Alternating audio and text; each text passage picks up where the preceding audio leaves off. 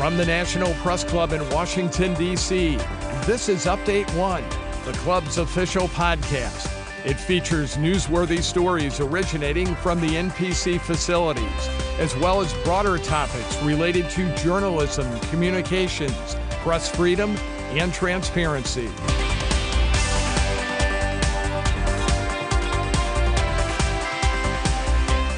Hello, everyone. Welcome to Update One. This is your host, Shannon Fisher. We have got an interesting and informative guest, a topic that relates to everyone, whether you know it or not. We're going to talk about cybersecurity, and my guest is Richard Stiennon, and he has written a book entitled Security Yearbook 2024, A History and Directory of the IT Security Industry. And boy, is it packed with information. I had no idea there were so many aspects to this field, and Richard is going to be an excellent guest to give us an overview and some more information about cybersecurity. Richard, welcome. Thank you, Shannon. It's great to be here. You have had vast experience in this industry, and I had absolutely no idea how many intricate details were necessary to keep us secure while we are living in the digital space. This book is really, you call it a desktop reference for the entire cybersecurity industry.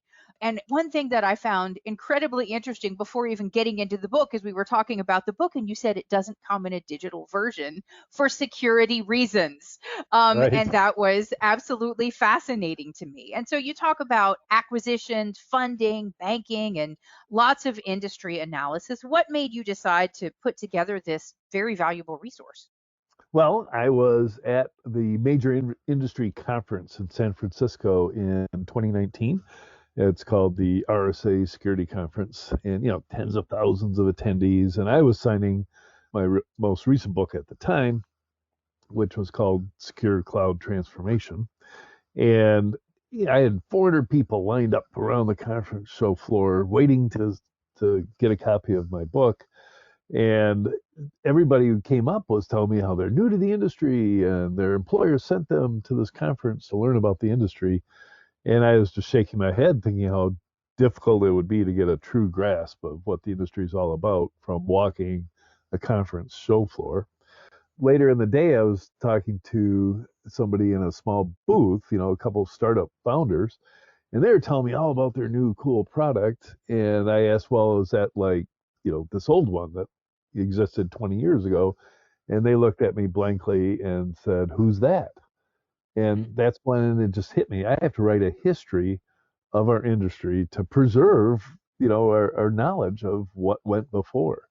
And luckily, most of the pioneers are still with us, so I could reach out to them and get the stories of, the founders of the first firewall company called Checkpoint Software, some of the first antivirus companies, Eva Chen from Trend Microsystems, the Katkar brothers from Quick Heal in India. And it all came together. It was a very fast process. The next year at RSA 2020, 2 weeks before COVID hit, I was launching my book. That was the first version, the first edition of Security Yearbook. And every year after that, it's a yearbook, so I update it. It's a living history with new stories from pioneers as well as what happened in the previous year. And now this year, very special, I think, because Wiley saw the value in it and took over publication of it from me. I was self-publishing originally.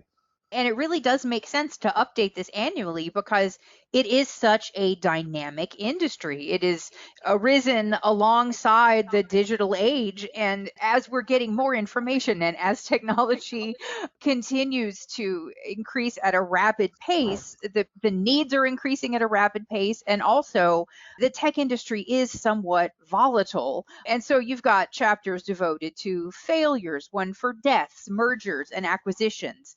And you tell stories of startup life and working with the government and corporate gigs. So just tell me a little bit about your life experience in the cybersecurity realm.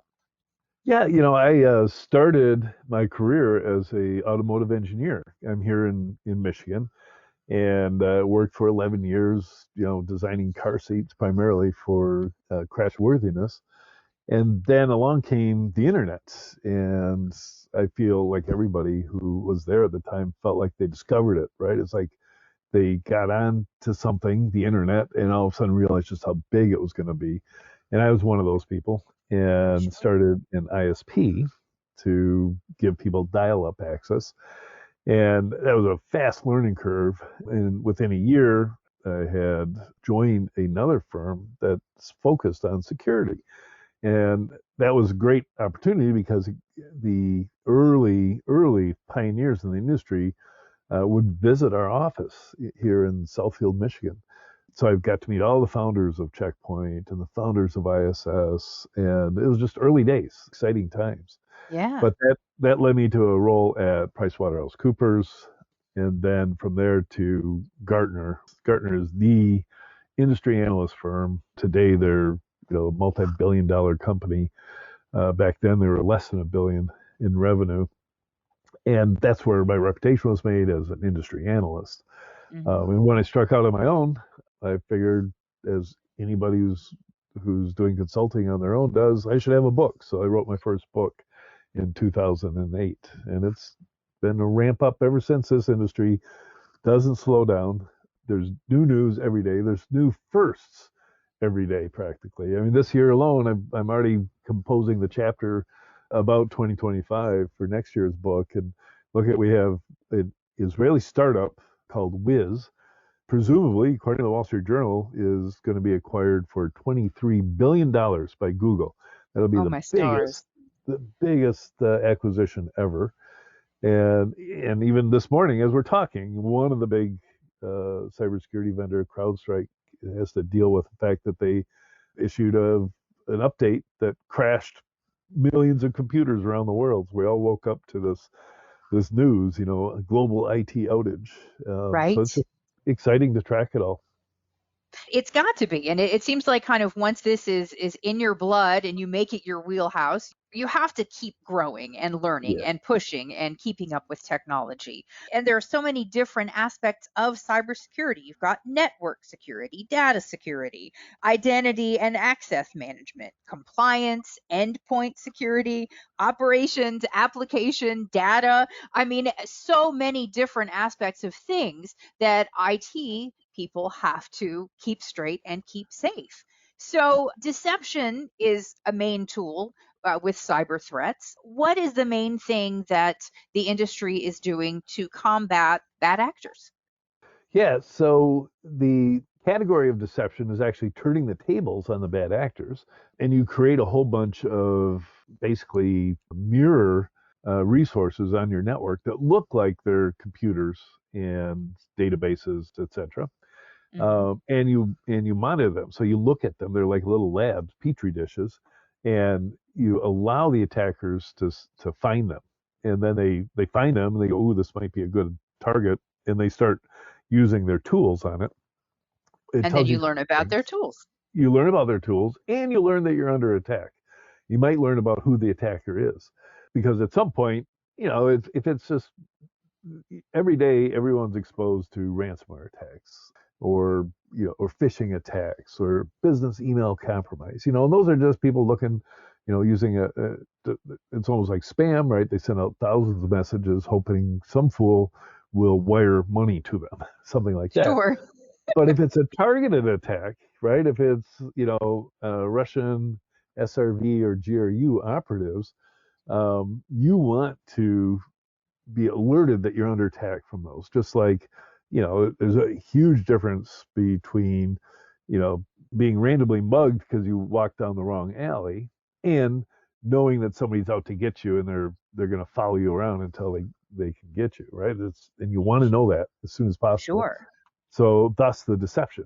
And there's even deception capabilities called canary tokens that you embed in files. And if they're ever stolen and end up on somebody else's computer, they'll phone home and let you know that, hey, your file that you sent to this one other person now has ended up at a competitor maybe. And you get to know that because you've planted the deception techniques. Amazing. It is so amazing. And it's so complicated, and the criminals are keeping up with the times just as quickly as the protectors are keeping up Yeah. with the times. So how do you kind of monitor what threats are developing? The threats kind of make themselves known to you if you're in the industry, because everybody you're connected to is going to talk about the latest and greatest, and there's constant discussion about how to address what these threats are or identify changes in the threat landscape.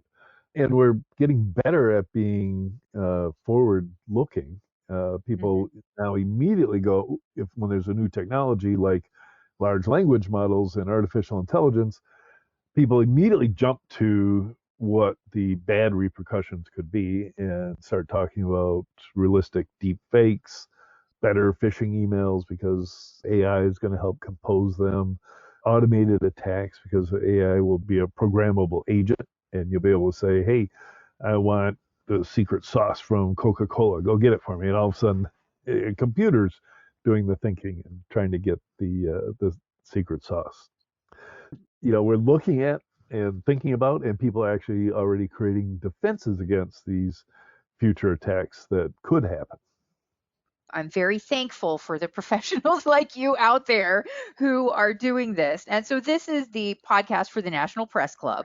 So do you have any recommendations for newsrooms as far as how they can better their cybersecurity efforts?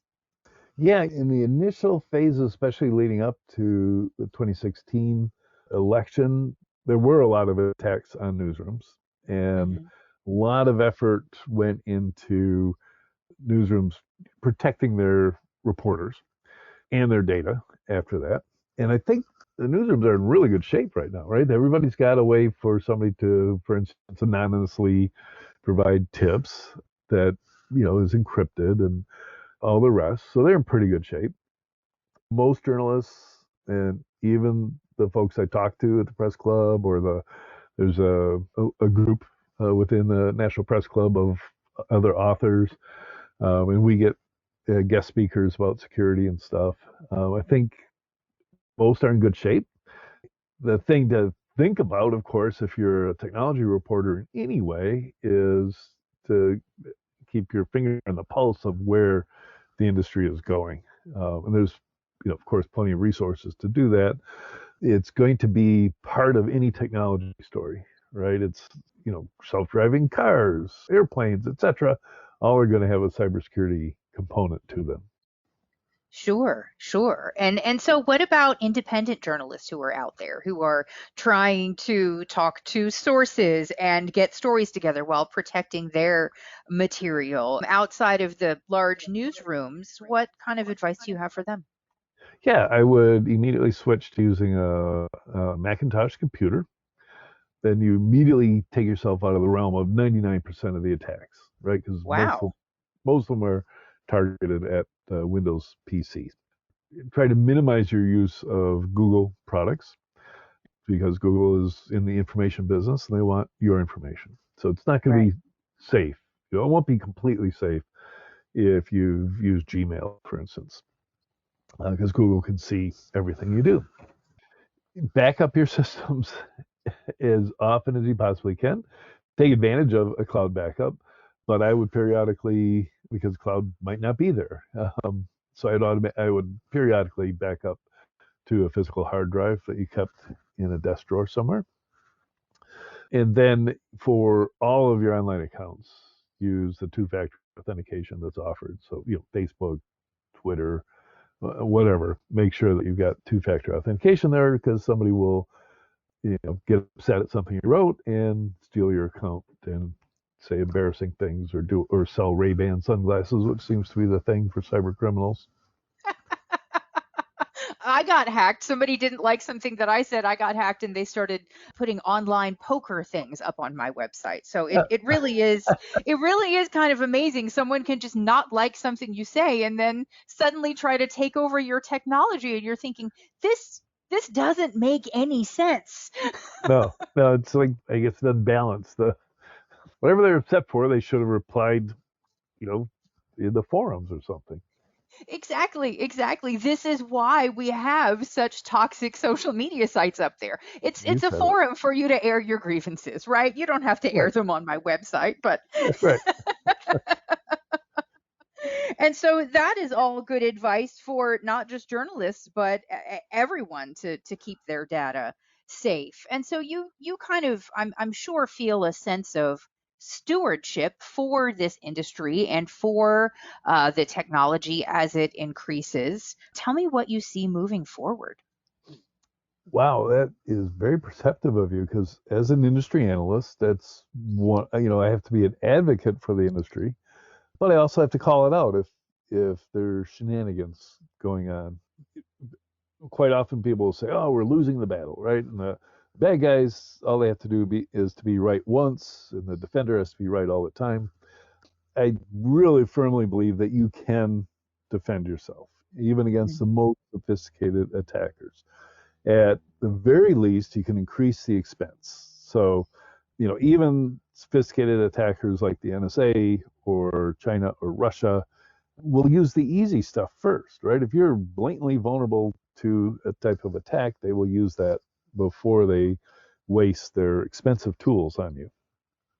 So increase the cost for the attacker. And I've been in facilities that are just stand above everybody else in their defensive capabilities, and they really do ward off the most sophisticated attackers in the world. So I think that level of capability will spread to more and more industries. The greatest educator about cybersecurity is not CISA or me, no matter how much I pontificate. It is the attackers themselves. So if you just look at companies like, I don't know, Target when they got attacked, or SolarWinds when they got attacked, they have extremely good security now because they learned of the repercussions from the embarrassment, the SEC lawsuits, etc., to beef up and have best of breed cybersecurity instead of good enough. I'm going to be following along this industry now that my eyes have been opened, to just kind of see what is happening and what these new threats are. And I mean, from national security to identity theft to the way that our programs that we use every day for business and communication go, the cybersecurity industry is integral to all of that running in today's world. Oh, sure. Wait until you see the attacks on critical infrastructure. We know they're possible. We know that attackers are embedded in our water utilities, in our power grid.